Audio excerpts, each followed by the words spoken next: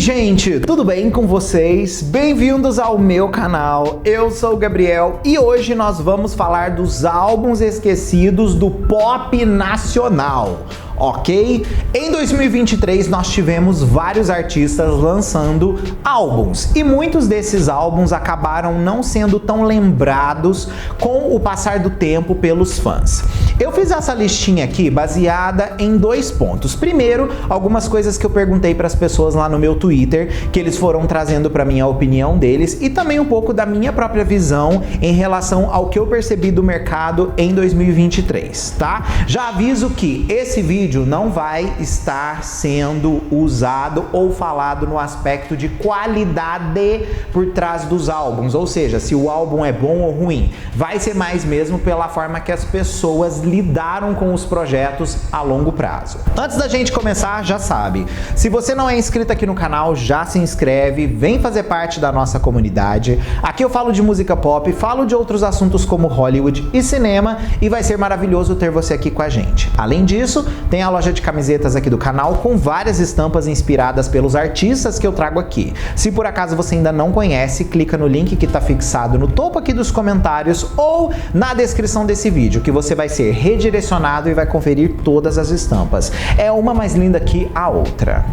Bom, eu quero começar já com um álbum que deu o que falar nas redes sociais por ele exatamente não ter cumprido o que todo mundo achou que ele fosse cumprir, principalmente levando em consideração a artista que é a dona dele, ou seja, Vilã, da Ludmilla. Gostosa passando, vadias na casa, minha bunda é tão grande que eu quebro tua vara. Esse álbum foi lançado no dia 24 de março pela gravadora Warner. E a gente sabe que esse álbum veio num momento que o Brasil, naquela semana, estava muito focado em artistas internacionais e músicas de artistas internacionais, porque o Lollapalooza estava acontecendo naquele momento e, obviamente, lançar aquele álbum com toda aquela proposta envolvida nele naquele momento foi um grande tiro no pé, porque o disco acabou passando batido pela maioria do público naquele final de semana. Esse álbum, ele é muito interessante pelo fato dele ser o retorno da Ludmilla pro pop depois que ela se afastou totalmente do gênero para focar principalmente no pagode. O sucesso do projeto Numanice levou ela para um caminho completamente diferente e também para uma apreciação de público completamente diferente do que ela era apreciada. Ela tenta voltar com essas raízes pop dela lançando o disco Vilã, mas ela acaba não sendo tão abraçada. Por mais que algumas músicas do álbum tenham tido destaque, é bom a gente colocar isso, no geral o Vilã acabou sendo esquecido durante esse ano e inclusive a própria Ludmilla reconhece isso daí. Em entrevista à Folha de São Paulo ela comentou: lançamos esse álbum sem os profissionais prontos para fazer o que eu gostaria que esse álbum tivesse tido. Caí naquele lugar de caramba, que frustrante, porque meu álbum não foi do jeito que eu gostaria. Eu confiei em uma pessoa e não na minha intuição. Ela ainda critica muito a questão dos streamings e esse efeito da pressão por hits em determinados lugares dentro da plataforma de streaming. Ela diz inclusive que acredita que o álbum Vilã não foi um álbum muito produzido para essa realidade dos streamings, e eu concordo com a Ludmilla. Eu acho que o público do Vilã é um público um pouco mais velho, vamos dizer assim, e que acaba apreciando muito mais aquela Ludmilla lá do começo da carreira dela. Então já é um público que tem um outro tipo de comportamento. E lançar um álbum desse num momento onde as pessoas estão com uma outra percepção dela, acabou meio que sendo também um tiro no pé. E com o passar dos meses, outras coisas foram sendo lançadas pela própria Ludmilla que acabaram chamando muito mais atenção do que o próprio disco Vilã. Então pode me lamber, me enrolar, me apertar. O álbum Super do João também eu vou colocar nessa conta. Por quê? Quando a gente analisa o sucesso dos outros discos dele, principalmente o sucesso do Pirata, e como o Pirata foi a todo dia extremamente enaltecido pela qualidade musical que ele trouxe ali, quando a gente compara com o Super, a gente não vê a mesma coisa. A gente sabe que o álbum teve um impacto relevante no momento que ele saiu, tanto que ele foi um dos lançamentos mais ouvidos do ano aqui no Brasil e que teve maior impacto nas primeiras primeiras 24 horas de lançado. Esse álbum completa oficialmente uma narrativa elementar que o João criou. Ele colocou, por exemplo, o elemento terra no álbum Lobos, o ar no álbum Anti-Herói, no Pirata ele colocou a água e agora ele coloca o fogo no Super. O álbum Super é extremamente emotivo, grandioso e muitas vezes ele tem uma relação um pouco diferente, vamos dizer assim, com a realidade da própria faixa etária do público que hoje em dia, de certa forma, consome o João.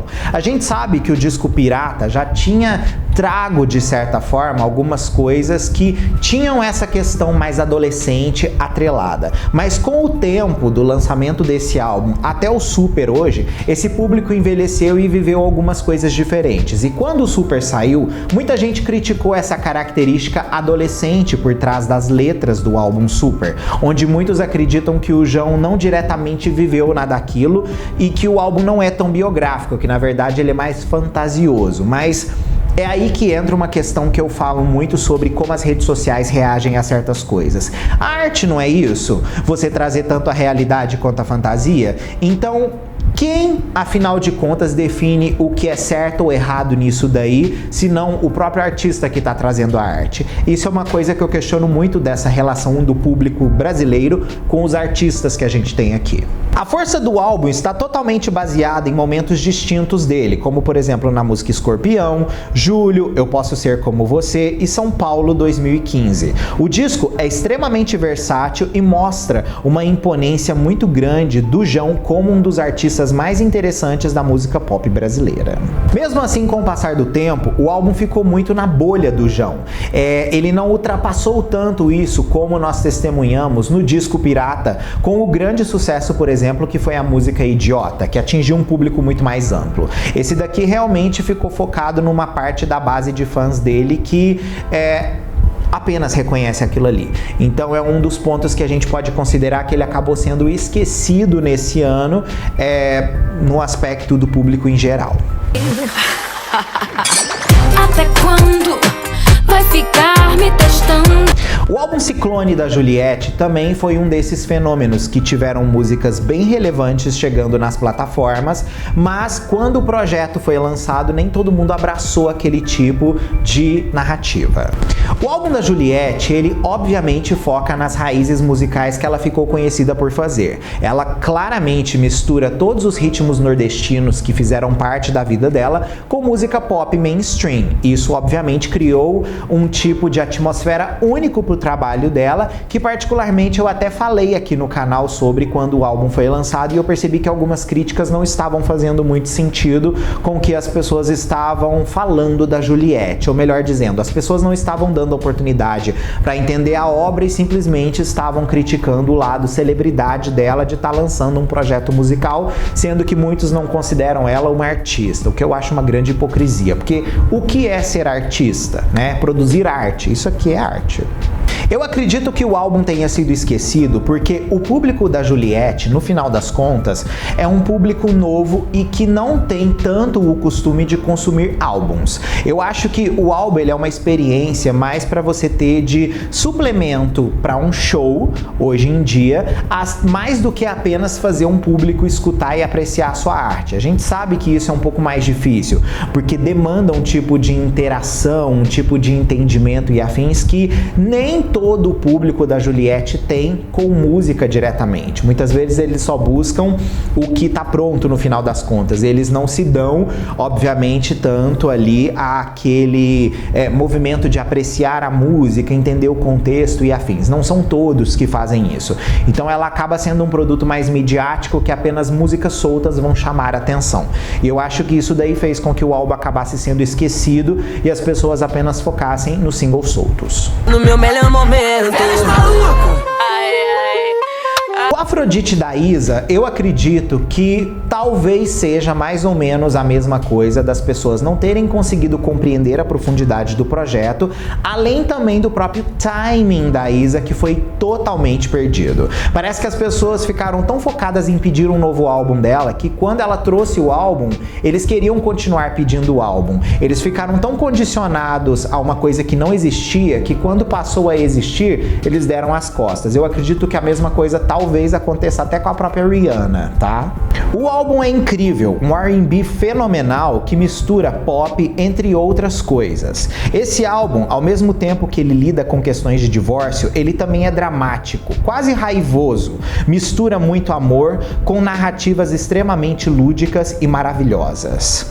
A gente sabe que nem todas as músicas do disco têm essa graciosidade criativa que os pontos altos do álbum têm. A gente sabe que, no final das contas, as fillers acabam fazendo o seu papel, né, num álbum de estúdio a longo prazo. Até porque a gente sabe que o álbum precisava vender, né?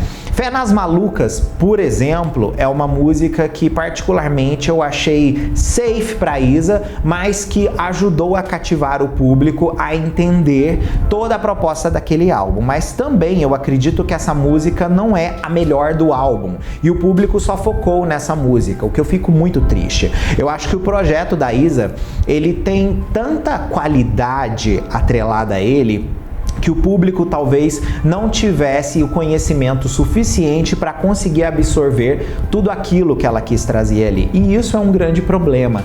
Quando você fica um pouco, vamos dizer assim, fora da curva do que as pessoas já esperam de você, nem sempre parecem que eles conseguem absorver aquilo ali. E eu senti muito isso da Isa com o público dela. Eu acho que as pessoas não conseguiram enxergar todos os pontos fortes do álbum e enaltecer todos os melhores fatos dele, sabe? Então eu acredito que o público acabou esquecendo por não se correlacionar com o projeto. Não vivo dia sem você. Agora, um artista que lançou um álbum recentemente e que eu fiquei impressionado com o pouco engajamento que as pessoas deram foi o Junior com o seu álbum solo. Por quê? Esse projeto, além dele ser um disco pop extremamente bem feito, bem pensado, com letras competentes e sólido, infelizmente o público que consumiu o trabalho já foi um público que não exatamente tem tanta força em redes sociais, tá? A gente sabe que ele tentou fazer sim algumas coisas que são palatáveis para um público mais jovem, principalmente um público de TikTok, mas acabou caindo naquela atmosfera do meio cringe, sabe? Quando uma pessoa mais velha tá tentando fazer uma coisa muito de mocinho. Então, acabou que eu vi muito dessas narrativas sendo comentadas sobre o trabalho do Junior. E assim, é uma pena que o público não teve a capacidade de entender toda a construção desse trabalho e principalmente entender toda a construção do que foi Sandy Júnior, porque o trabalho dele veio agora, da forma que veio, como ele narrou tudo isso, sabe? É uma outra forma de entendimento que o público teve. Então eu acredito que o álbum acabou sendo esquecido exatamente porque o público não compreendeu tudo que estava atrelado a esse primeiro lançamento.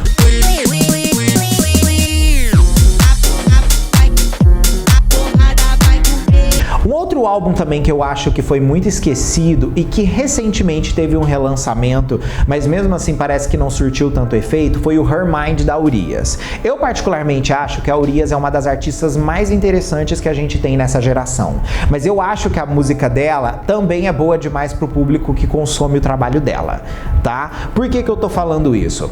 A Urias, ela tem uma mente diferenciada, assim como também uma percepção musical de nicho. E o público daqui do Brasil, quando a gente fala de pop, não tem a capacidade de absorver certos tipos de coisa. E o trabalho da Urias acaba sendo um pouco intragável para a maioria das pessoas, exatamente por essas características musicais que ela anexa ali. A gente sabe que, liricamente falando, ela é muito criativa e ela trabalha com pessoas que estão sempre na mesma página que ela, fazendo projetos que têm, vamos dizer assim, coesão com o que ela acredita que representa ela. E isso é maravilhoso, porque esse é o trabalho de um artista, criar arte, e a Urias cria arte. Só que o público que consome o trabalho da Urias, acredito eu que não consegue compreender todos esses pontos maravilhosos que ela traz. Então acaba que os álbuns, né, no caso da Urias, incluindo aí o próprio Fúria, que foi o primeiro álbum dela, acabam não sendo tão apreciados se não tem canções tão palatáveis. A gente percebe que a música Cantellectual, que foi uma das melhores músicas que ela já lançou na carreira dela, teve um crescimento expressivo nas redes sociais, mas depois embolhou. Por quê? Muita gente ouviu por curiosidade, mas acabou não criando uma conexão com aquelas pessoas, porque ainda assim é um projeto que demanda uma determinada percepção daquele público e entendimento também daquele público, que infelizmente a cultura pop em geral do Brasil não incentiva essas pessoas a adquirir. Para quem não sabe, o Her Mind foi inspirado em um estudo de 2018 da Universidade da Bélgica, que concluiu que o cérebro de uma pessoa trans é semelhante ao gênero com o qual se identificam, e não ao gênero biológico. Urias decidiu explorar o funcionamento de sua própria mente e compartilhar suas experiências internas, tanto como figura pública quanto na perspectiva pessoal.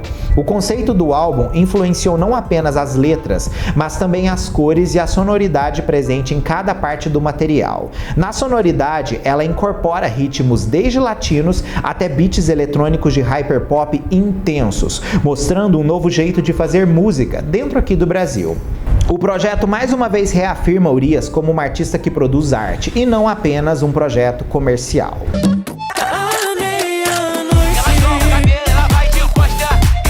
O álbum Noitada da Pabllo Vittar também eu vou colocar nessa conta. Por quê? Porque eu acredito que as pessoas só souberam valorizar esse álbum quando ele ganhou certos tipos de coisa que não necessariamente o álbum precisava. E eu fiz uma crítica aqui no canal ao público da Pabllo Vittar, que abraçou tanto certos clichês do After, mas todos esses clichês já estavam presentes no Noitada, e eu percebi que é muito mais um efeito manada do que de fato uma apreciação daquele determinado projeto. A gente sabe que a coisa mais frustrante em relação do Noitada é o tempo que o álbum tem. Ele contém apenas 20 minutos de duração. Então, quando você tá começando a gostar do negócio, ele já acabou. Isso é uma coisa triste. O After compensa isso porque ele estica o tamanho dessas músicas e deixa o projeto mais consistente pra gente ouvir num tempo maior. Mas o Noitada ainda assim cumpre muito bem com o aspecto de evolução da Pabllo Vittar, assim como entrega canções totalmente memoráveis da carreira dela. Um exemplo é a própria Meia-Noite, assim como também Descontrolada. Eu particularmente acredito que o motivo que levou as pessoas a esquecerem esse álbum foi não somente o fato dele ter sido lançado bem no comecinho do ano e fez com que outros artistas fossem aparecendo e chamando mais atenção pós ele, mas também eu acredito que o efeito manada contribuiu muito para as pessoas não ouvirem o projeto, porque uma pessoa falou que você não devia ouvir, e como muita gente não tem personalidade, as pessoas vão indo na vibe do que outros estão falando, né? É uma pena, infelizmente. Faz magia, bruxaria. Agora, um álbum lançado recentemente que recebeu um hate absoluto foi o disco Futuro Fluxo da Glória Groove. Eu nem comentei sobre esse álbum aqui no canal, porque eu preparei um vídeo de piores do ano e basicamente eu falo só desse álbum no vídeo de pior álbum do ano, né? Só que eu preciso dizer pra vocês que até a semana passada eu tinha uma percepção do Futuro Fluxo baseada simplesmente na minha experiência de eu ter ouvido esse álbum no fone de ouvido. Quando eu estava em um lugar com várias pessoas diferentes, compartilhando energia com aquelas pessoas diferentes, e eu ouvi aquele álbum tocando numa balada, num som mais bem produzido, e aquelas pessoas reagindo àquele som misturado com toda a vibe da bebida alcoólica e afins, eu percebi que o quê? O álbum tem mais sentido do que a gente imagina. Então eu acho que provavelmente as pessoas viveram uma experiência errada com o Futuro Fluxo e não exatamente conseguiram entender o que a proposta desse álbum A gente sabe que a Glória trouxe diversos tipos de produção de funk dentro do projeto. Ela obviamente foca em misturar coisas que são marcantes da carreira dela e que ela ficou conhecida por fazer, mas a gente também sabe que esse álbum é muito mais palatável para um público hétero do que provavelmente para um público gay. Mas quando a gente coloca a experiência desse álbum na vida noturna, ele faz sentido. Então eu não acho que o álbum seja tão terrível. Eu também acredito que a Glória caiu sim em alguns clichês e o público que consome ela, na sua maioria, é um público gay que não curtiu esse tipo de clichê, mas é aquilo que eu acabei de dizer. Cada experiência traz uma forma diferente do que a gente vê aquela arte. Então, eu acredito que as pessoas não tiveram a oportunidade de ouvir esse álbum da forma que ele merecia ser ouvido também, tá? Então, fica aqui, talvez, o porquê desse álbum ter sido esquecido, porque foi tanto hate em cima que o público fez aquela coisa do efeito manada que fizeram com a Pablo e o álbum acabou ficando esquecido aí também, não tendo nem a oportunidade de ser ouvido em outras ocasiões. Acredito que esses daqui foram os álbuns que foram esquecidos ao longo do ano, por mais que eles tiveram um determinado impacto, sendo bons ou não, tá? E eu quero saber de você. Como que você se sente em relação a esses álbuns? Você concorda? Você não concorda? Você acredita que uma determinada outra coisa fez para que esses álbuns não fossem tão apreciados a longo prazo? Comenta, eu quero saber o que você tem para me dizer. Fechado? Um beijo, até o próximo vídeo. O live nossa, aí.